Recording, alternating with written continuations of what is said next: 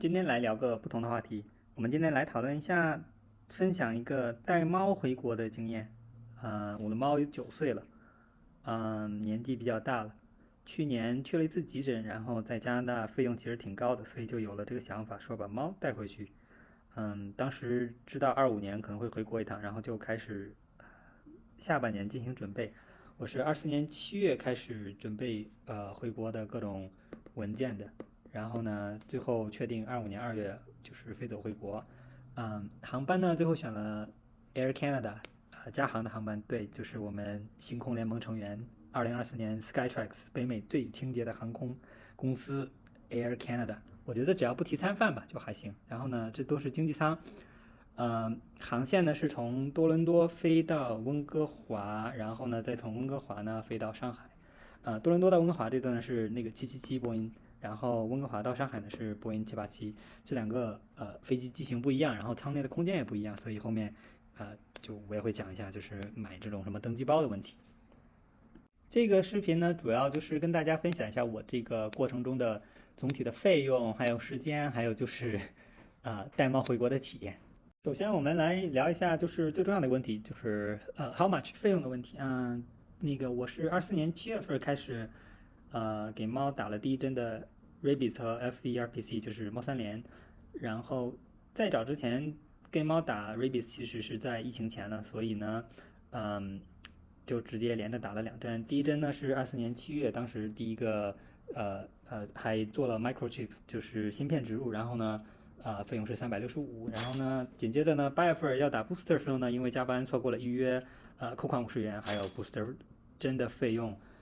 是103。然后到了9月份呢，又打了第二针的 rabies，因为我在网上做了一些搜索，不是特别确定需要多少针狂犬病疫苗，所以就连着打了2针，这样子确保它抽血的时候呢，就是这个抗体浓度绝对达标。所以24年9月呢就又打了一针rabies。呃，紧接着呢24年10月份就抽血做血清检查，是花了633。之后呢就大概定好了明年的行程，所以呢到25年2月份出发前呢就跟 Air Canada 打电话，要了一个飞机的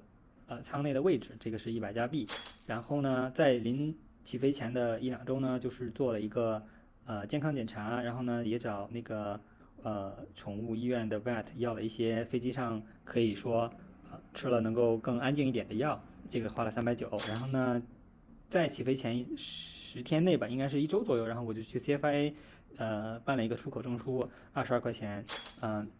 接着呢，又买了2个登机包。2个登机包的原因就在于，它这个航班呢是从温哥华转机的，所以呢，中间多伦多到温哥华这一段呢是777。我订飞机舱位的时候呢，他跟我强调说，哦，你要确保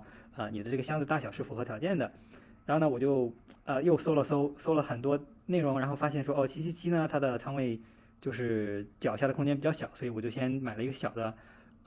登机包，但是又担心后面那个787那一段呢太小，猫可能不舒服，然后就买了一个大点的，所以2个登机包71块钱。之后呢，在温哥华的时候，甚至还要买了一次猫砂15块钱，但是具体为什么买猫砂呢？我待会儿再给大家详细的讲。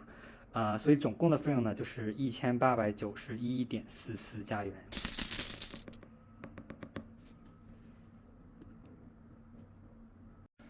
嗯，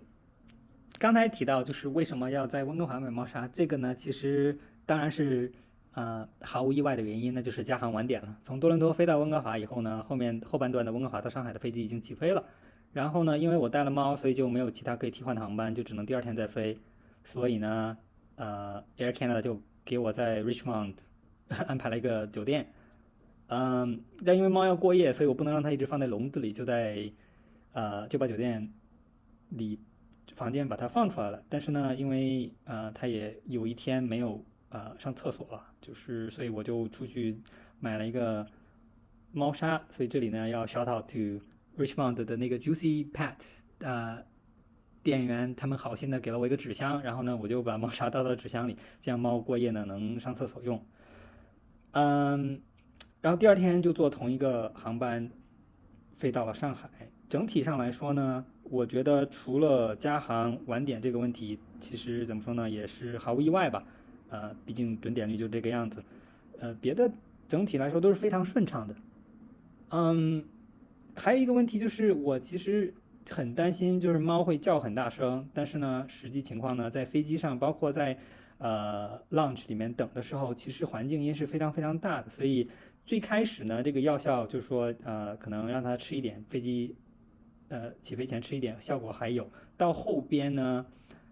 就没有什么用了，就是喂它这个药呢，它其实还是一直在叫。但是呢，因为飞机特别的吵，其实也没有人听得到，也不会像呃抱着婴儿上飞机那种吵到旁边座位的人那种程度，所以这个我觉得我的担心是完全多余的。另外一点就是过安检的时候呢，猫是不能在 X-ray 机器里面过的，所以要把它从呃那个登机箱里面拿出来，就是抱着猫一起过完安检，然后呢再放回去。但是呢，可能在陌生的环境里，所以猫整体上来说还是很配合的，也没有太多的就是动作，或者是在安检的地方跑来跑去，你只要抓猫这种事情也没有发生。最后一点就是入境了以后呢，呃，如果最终目的地不是飞机落地的城市，其实感觉还是特别不方便，就只能可能坐私家车这样子，因为像国内的很多交通工具是不能带猫的，这个我觉得是需要提前规划好的。大概就这些体验的反馈吧，今天就先聊到这里。